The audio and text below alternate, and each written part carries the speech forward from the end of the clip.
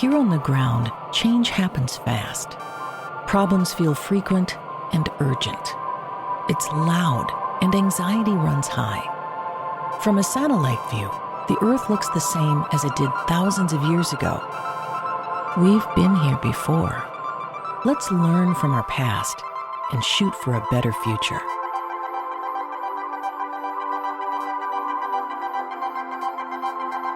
Hello and welcome to this episode of A Satellite View. Thanks for being with us. I'm your host, Todd Mikkelson, speaking at you from Sunday, March 24th, 2024 in the Space and Time Continuum. A lot, as usual, this week. Can't cover it all. I'll see if I can throw in a couple things at the end, but my agenda here is so long. But it starts with Heidi and I talking a little bit, and I keep doing this. I keep trying to figure out what the Republicans are trying to do, because it seems like what they're doing is making themselves sure to become extinct in November. I keep thinking, okay, is there something I'm missing? Is there some grand plan? Because that's what they've been doing for 50 years, is doing a good job of hiding things under the table and then having it pop up later and screw the whole country over. You know, it happened with Reagan cheating to get in 1980, George W. Bush cheating to get in 2000, and then starting a war on false pretense. You know, all of those things were motivated for a certain reason. So I'm thinking, okay, what are they doing? What are they doing? Because they can't be this dumb and crazy, right? And then Heidi reminds me, no, you're giving them too much credit. And it reminds me then that, yeah, all of the brain power has left the building. For some reason, they're all following Trump, even though Trump is set on a course. I mean, the title is called "The Train is Coming." He's tied to the railroad tracks. It's not just one train. There are a few trains coming. Here's one thing that's happening. This is actually what triggered me to wonder what I was wondering. The Congress members leaving at the worst possible times. Ken Buck. First, he announced he wasn't going to run for re-election. Then he said, no, I'm going to be gone by next week. And he made a deadline so that there has to be a special election in his district, which is the district that Lauren Boebert just decided to run in, even though she doesn't live there. Maybe she's moving there. Who knows? But it's obviously a carpetbagging kind of situation. Now, that really messes up her plan. If she runs in the special election, she has to give up her current seat, and the Republicans would be short even another. Then you have Wisconsin Representative Mike Gallagher. He also announced he wasn't going to run for re-election, and he's like 39 years old or something like that. Ken Buck at least is older. I think he's in his mid-60s. But Mike Gallagher, he had a huge career ahead of him, and he's getting out. He said he wasn't going to run for re-election, but now he just announced this week that he's going to leave on, I think it's April 22nd, which is a couple days after his special election deadline, which means nobody can fill his seat. There will be nobody voting from his district or his congressional seat until January when the new Congress comes in. That means that we are just this side. We are just this side of Speaker Hakeem Jeffries. Seriously. You've heard me kind of ask the question before, for weeks and weeks ago. Is it possible that we could have a Speaker Hakeem Jeffries before Election Day? Wow. I didn't realize when I said that how close we might come. For instance, Steve Scalise missed a couple votes because he was being treated for cancer. He had to go home to be treated for cancer, which is a horrible thing. I hate that anybody has to go through cancer. But if that happens again, they could have a vote, because Marjorie Taylor Greene just also this week put up a motion to vacate the speakership again. If they go through that, and then we have to vote for a new speaker, say Steve Scalise or somebody else, or even one more, then we have Hakeem Jeffries as the Speaker of the House. I don't believe it's happened in the history of the country.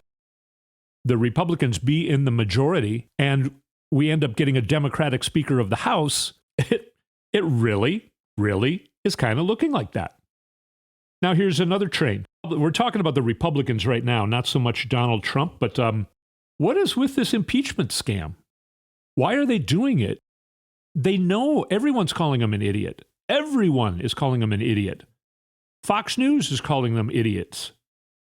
Jared Moskowitz, a Democrat from Florida, he called for the impeachment vote. He said, hey, you want to impeach Joe Biden?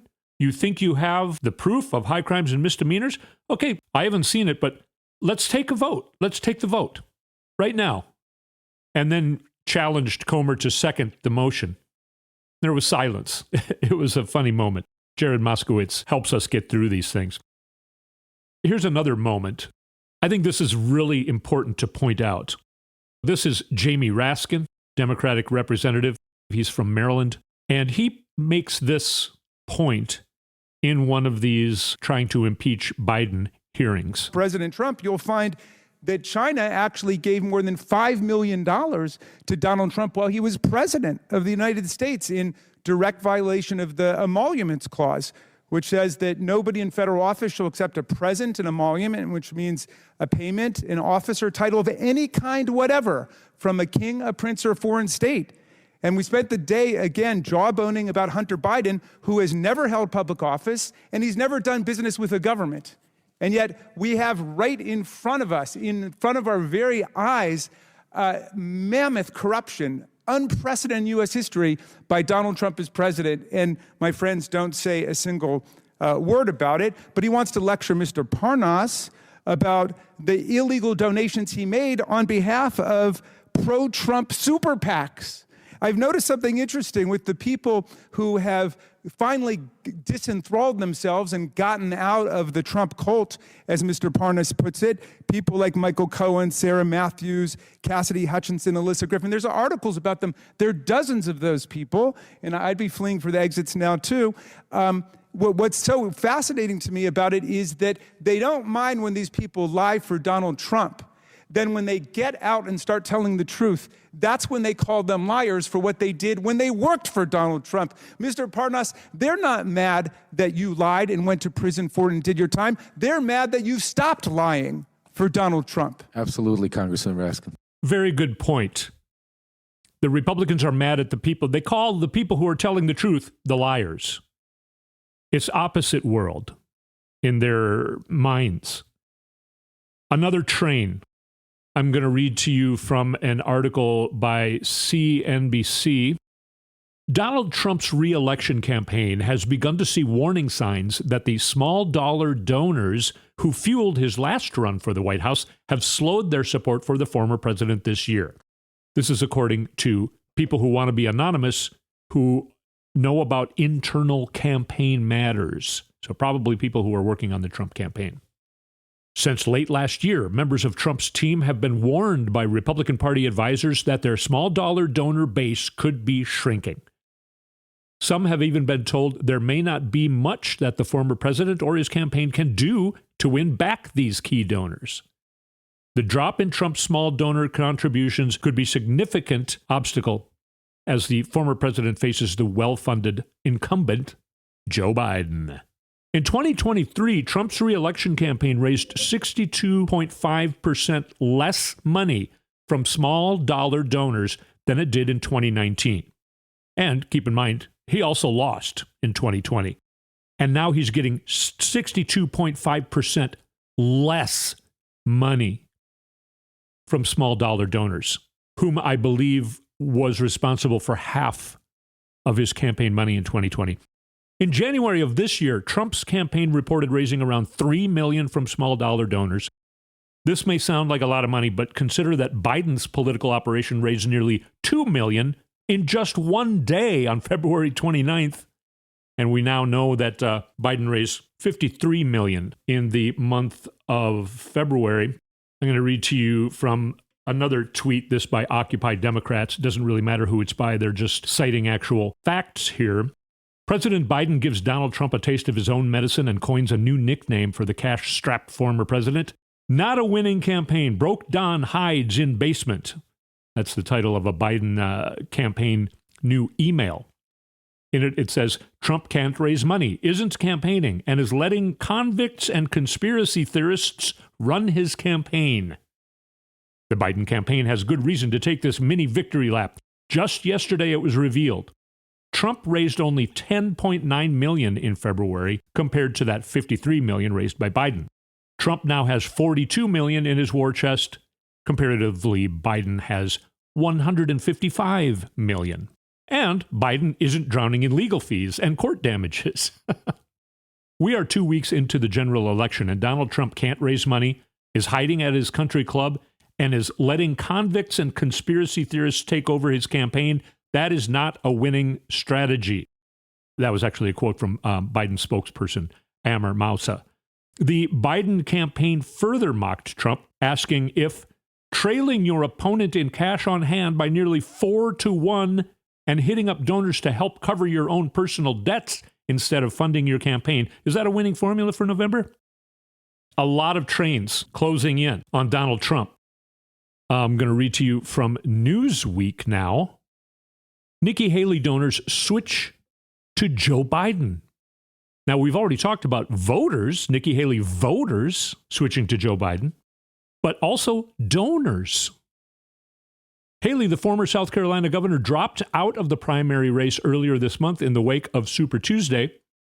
Then media mogul Jeffrey Katzenberg called Harry Sloan, who had previously helped bring in at least $550,000 for Haley through fundraising receptions. He asked him to donate to Biden instead. And he did. Sloan said he agreed to help raise money for Biden. He went on to say, people I know who are generally business Republicans, they're going to hear from me about helping Biden. Biden's campaign finance chair Rufus Gifford also told the outlet that he is in a WhatsApp group called Haley Supporters for Biden, seeking to recruit more Haley donors.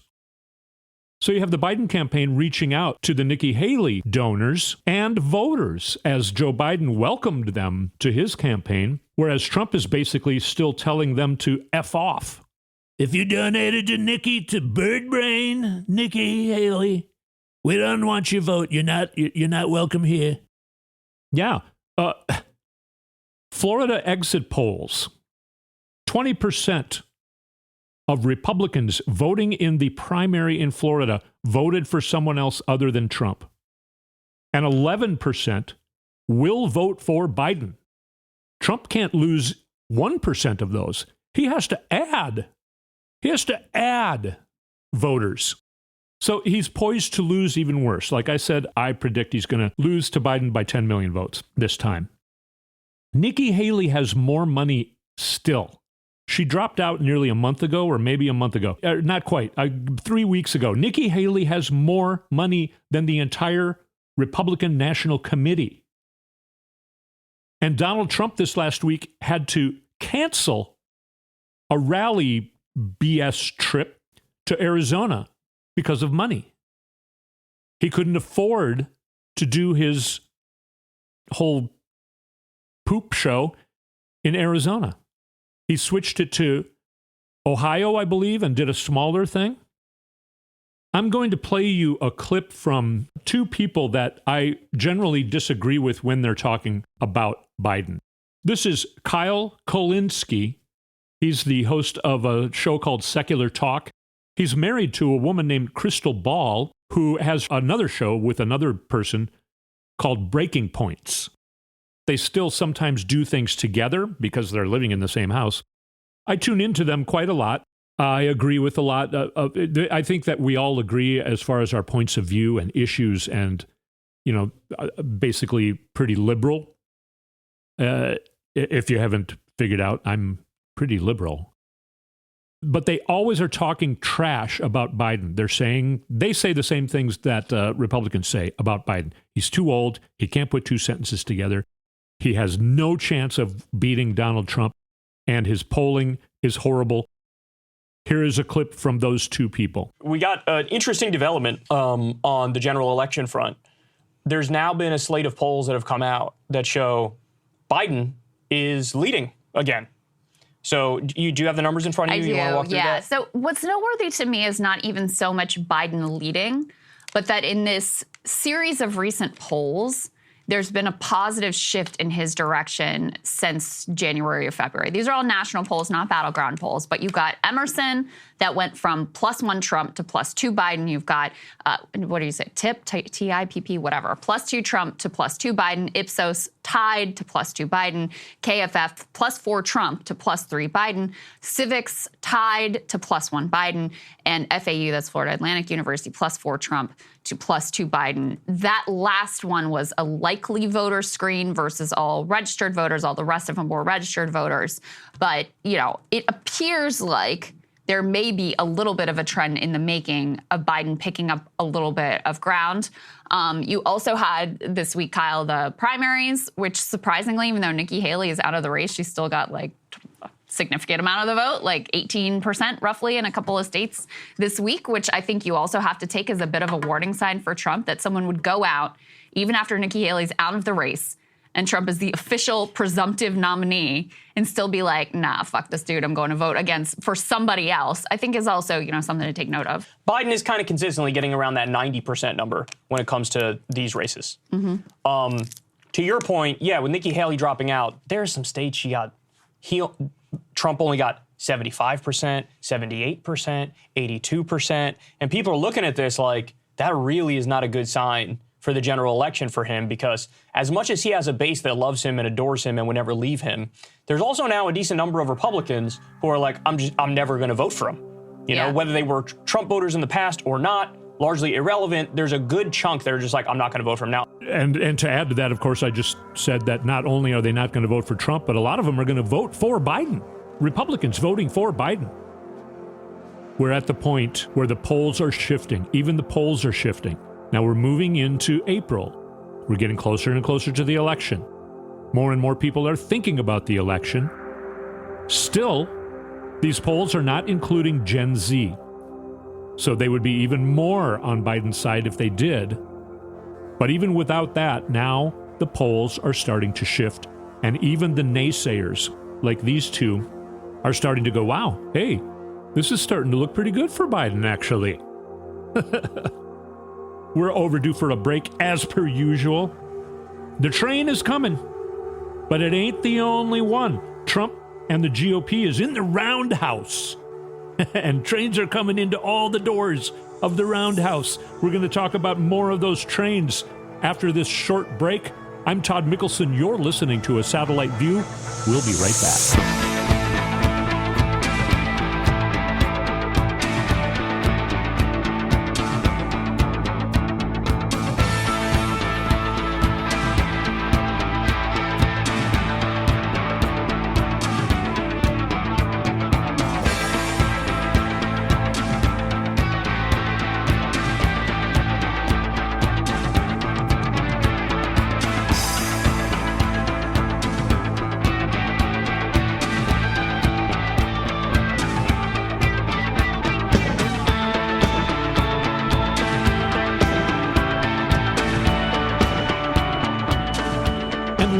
On A Satellite View. Again, if you like the music that you're hearing on this show, go to toddmikkelson.com, press the music button, and you can go listen to a whole bunch of music and even buy some of it if you want. And by the way, I just released a whole new album of music last week. That new record is called All Us Ghosts. Cool name. Cool name, gotta say. Of course, I tried to think of a name that I like. I don't want to name my album something that I hate and then put music I hate on it. So I think the name is good and the music is good. I don't know. There's got to be other people on Earth that agree with me, right? The trains are coming. A few trains are coming. Companies and banks have stopped doing business with Trump years ago. And we're talking about Trump not being able to afford to put up his bond. That is supposed to happen tomorrow. People are still waiting to see if he's going to pull something out of his arse tonight, which who knows what it could be. But he's pretty limited. He's pretty limited because he's got that monitor, that financial monitor. Her powers have been strengthened by the judge. Because we all know that Trump is going to try and do something illegal. That's why he's got a financial monitor, basically a babysitter. He can't write a check without passing it through her first. She has to see what he's doing. That's why a lot of people have asked me things like, well, what if he just put Mar-a-Lago in Melania's name? Well, he can't do that. This monitor has been watching him for the last more than 14 months, I believe. The judge was very smart to assign a financial monitor to the Trump Corporation right away when AG Letitia James started to go after Trump on the fraud, bank fraud, insurance fraud, tax fraud. 34 counts against him just in this one indictment, the fraud indictment. Now, he tried to explain that it's impossible for him to be able to pay this bond. At least that's what his lawyers wrote to the judge and to Letitia James. And then I believe it was the same day or the next day, Trump in public says, I have plenty of cash. I got more than $500 million. Million dollars. I've got millions of dollars. This is the best company, the richest company ever in the history of the universe. Okay, but you're trying to tell us that it's impossible for you to come up with the bond. Which one is it? You idiot. Which one is it? Now, in this letter that his lawyers wrote, normally you would have affidavits included. Okay, we talked to this bank. Here's what they said, why they can't float us money. We talked to this surety agency or a bond house. Here's what they said back to us. Here's a list of all the, they said 30 companies that they talked to. Here's a list of them. Here's what they all said. Normally there would be affidavits talking about that. But basically Trump just said, it's impossible for me to get the bonds. I tried my hardest. I talked to everyone in the world. And I just can't do it. So let me off the hook. Just let me not pay it. You can't do that. You would think his lawyers would know that. What is the quality of his lawyers? Another thing he could, and Letitia James then wrote all of this, she wrote, okay, you didn't talk about this, you didn't tell us this, you didn't tell us this. This is BS. So I'm coming after you. On Monday, I'm going to start putting liens on your properties. She has already made the moves, well, of course, in New York County, which includes New York City, but also Westchester County, where Seven Springs, a gaudy, huge mansion, is. No matter how cheap it goes, I don't want to buy that. I'm holding out for Mar-a-Lago. I'm going to make Mar-a-Lago into a slot car racing track and music venue. The weather is nice down there. Heidi and I are going to buy it. I figure it'll go for $150,000 maybe in the fire sale that Letitia James is going to put on, or I guess the sheriffs would put on. Another thing he could have done was gone to the judge and say, hey, listen, what if I give you deeds? Mar-a-Lago is worth $1.8 billion. Here's the deed for Mar-a-Lago. You hold on to that while I make my appeal. And then when I win the appeal, you give me the deed back. That's something he could have done. Why did he not? People speculate that he doesn't have enough in deeds. That sounded kind of, it's like I don't have enough F's to give. No. Deed-wise, he doesn't have enough. People are actually speculating that he may have so much leverage on all of his properties, in mortgages or refinancing, or who knows, loans against his properties. It's being speculated that even his real estate, he doesn't have enough of it. He doesn't actually own enough of it to cover $500 million. Or he's just stupid and he didn't do that. He didn't think of that. I admit I didn't think of it, but I don't have lawyers working for me. You would think your lawyers would say, hey, let's offer to give the judge deeds. Instead of having Letitia James take your property and sell it off, and you can never get it back, give the deeds to the judge so that when you lose the appeal, because he is going to lose the appeal, the judge can then take your property, Letitia James, the sheriffs, and then Todd and Heidi can finally build their dream of a music and slot car racing venue. And I'm going to change the name from Mar-a-Lardo to the Crash Site. And it's going to be a UFO crash site themed music and slot car racing club. But no, he didn't even have lawyers that thought of that. Here's another train. In another case, Trump tried to say, I don't want Michael Cohen testifying. I don't want Stormy Daniels testifying. I don't want Karen McDougal testifying. This is a case that was supposed to actually start going to trial tomorrow. It's delayed, and the best speculation by the people who know best that I am trying to always get information and pass on to you from, they're saying they really think it's going to go to trial about 20 days from now, sometime in mid-April. That's what they think. Maybe early May, but I've heard nobody say that they think it's going to go later than that it's going to start later than that. And this is going to be a pretty cut and dry case. It'll go pretty fast. He'll be convicted, quite surely. And this is a criminal case. And it's a state case, so he cannot pardon himself. Nobody can pardon him of it. But here's a new thing that happened this week. First of all, early in the week, Trump tried to say all that. I don't want Michael Cohen, Stormy Daniels, Karen McDougal, the people that he paid off, or the scam he did along with Michael Cohen, Stormy Daniels and Karen McDougal. Stormy Daniels being a porn star, Karen McDougal being a Playboy playmate. Trump had sex with each of them, apparently. Of course, when he was married and everything. I don't know. Karen McDougal, I don't know if he was married to Melania or if that's an older case. Stormy Daniels, he was married to Melania. This has happened while Melania was pregnant with their kid.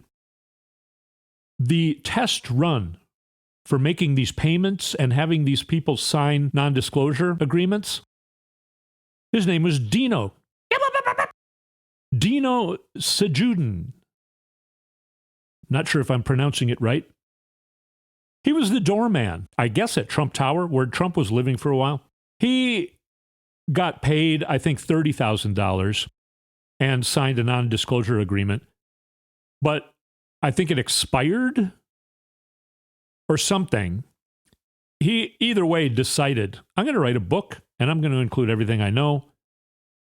One of the things he knows is that Trump had a child out of wedlock as well that he's trying to hide.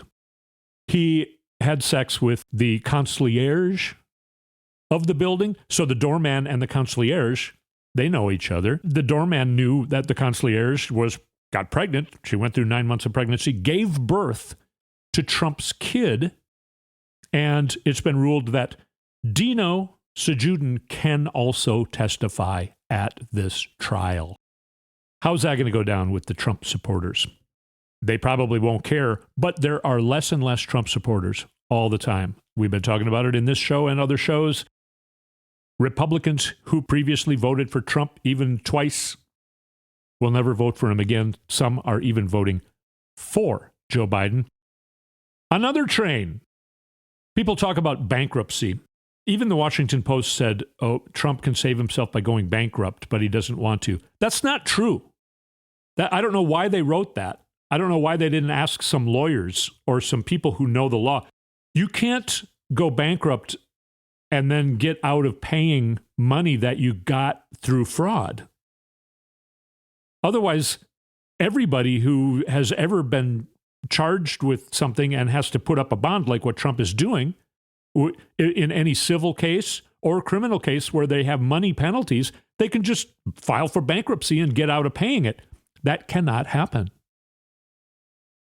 Even if Trump does file for bankruptcy, he never has personally. He has more than at least 6 times, business-wise, gone bankrupt. His businesses have gone bankrupt, but he has not gone bankrupt personally.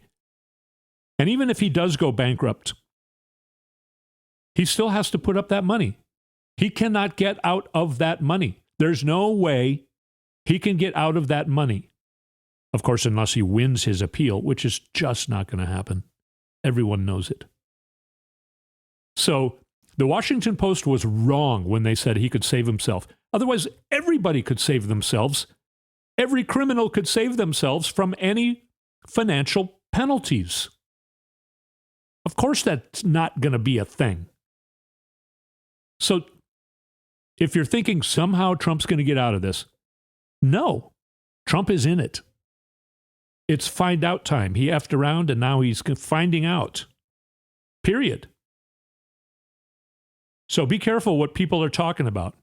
People are just trying to talk about all this stuff, trying to get them to read their paper, trying to get you to read their paper, trying to get you to watch their show, whatever. Just be careful. And that's what I'm trying to help you with. I'm trying to get my information straight from, lawyers and trial lawyers and people who know about this stuff. Listen to my show.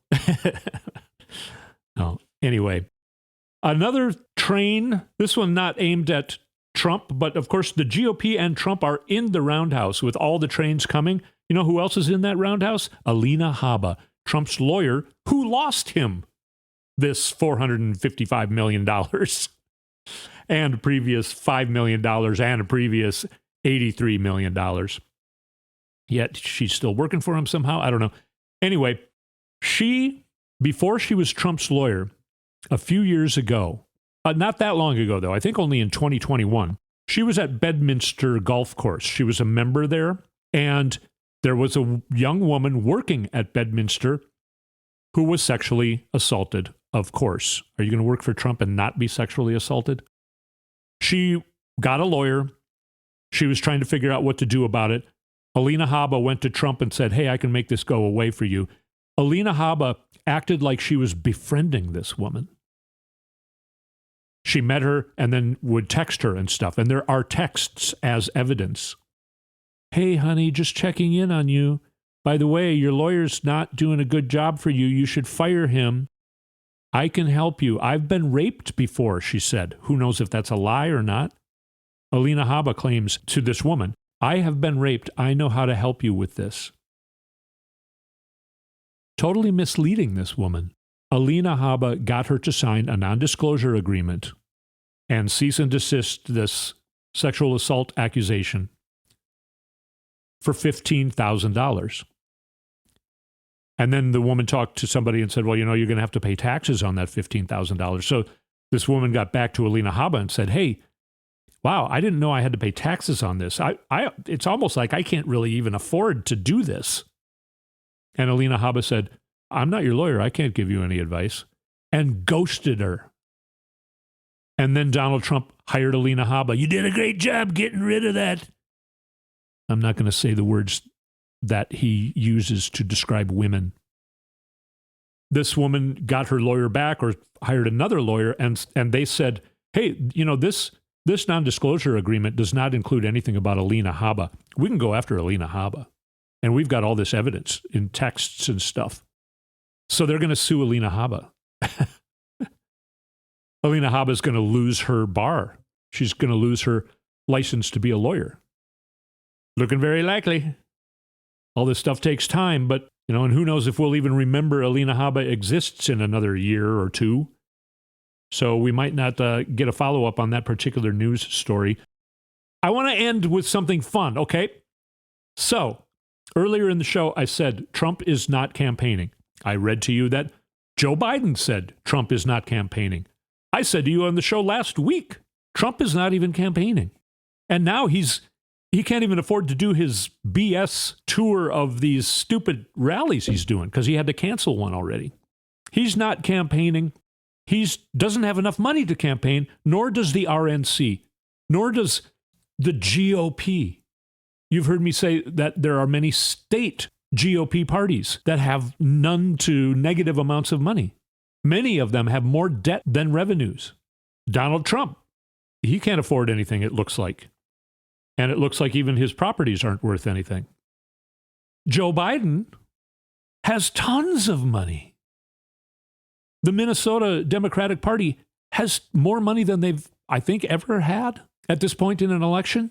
Also, candidates, Democratic candidates, are getting money. Republican candidates are not. Their donors are going away. I told you about small dollar donors to Trump, also the huge donors. Well, I talked about that too, I guess. But the large donors are holding back their money. Some of them are even going to Biden. There's a new ad that the Minnesota Democratic Party is putting on that I'm seeing all the time, like on YouTube. I'm sure it's on television as well. And it looks like a fairly expensively shot ad. They have actors in it and everything. They kind of put up a little funny story when they're talking about childcare costs and things like that. They're running ads. I see no ads ran by the Minnesota Republican Party, or really any ads at all talking about the Republican Party or any candidates that are Republicans, or ads trying to put down Biden. Biden can afford to run ads, and I think this is I wish you could see this as well, but the sound is great too. Here is an ad that is being ran. Oh, Donald, you're broke and busted. A fraud, a con, a low-rent rip-off artist. We've always known it. So have you. Now America knows it. The courts are shutting down your crooked shell companies in New York. Bank fraud, insurance fraud. You know those are crimes, right, Donald? They're dissolving the whole Trump Organization scam right from under you. Bankruptcy won't save you this time. You'll have to sell off everything. You might even lose control of that dump Trump tower. No one will lend you money, Donald. They won't even let you hand it over to Junior or Eric. Never mind Ivanka. She hates you. Everything you ever built was built on a lie. You were never rich, never successful. New York is laughing at you. Always has, always will. And now everyone knows it. Broke, busted, the loser in chief. Yeah, that was actually put out by the Lincoln Project. But like I said, there's a lot of money on the Democratic side putting out ads against Trump and for positive Democratic things, achievements by Joe Biden, things like that. Now, in this ad, she points out, first of all, I want to point out, they use a woman, and I think her performance in this reading, in this voiceover, is just superb. I love it, because it's the kind of thing that is going to get Trump the worst. It's going to bug him the most. A young woman making fun of him and calling him a loser. But she points out, bankruptcy can't help you. You're going to have to sell off everything. You were never rich. When she said that, they showed a picture of him and his dad, because it was his dad that actually built everything, and then Donald ruined it, lost it all. Points out that everything he's ever built anything on has been built on a lie. They showed all of his scams. Trump steaks. There were some Trump dolls. The Trump University. All of his scams, they were showing pictures of it. That ad is running now. We're early in the campaign cycle. It's getting more and more fun. Again, we ran over time, but we were having a lot of fun. At least I was. I hope you were too. We're here to help each other stay sane in 2024. I want to help point out all the things in 2024 that will not only keep you sane, but will actually amuse and humor you and entertain you. We're going to help each other argue for things that are good and argue against things that are bad. We're going to help each other make sure that we get the right information. Thanks again for listening. We'll talk to you next week.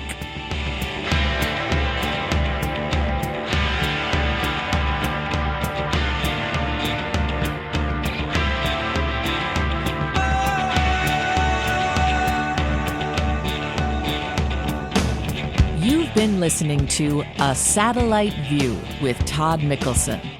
Go to toddmikkelson.com for links and more information.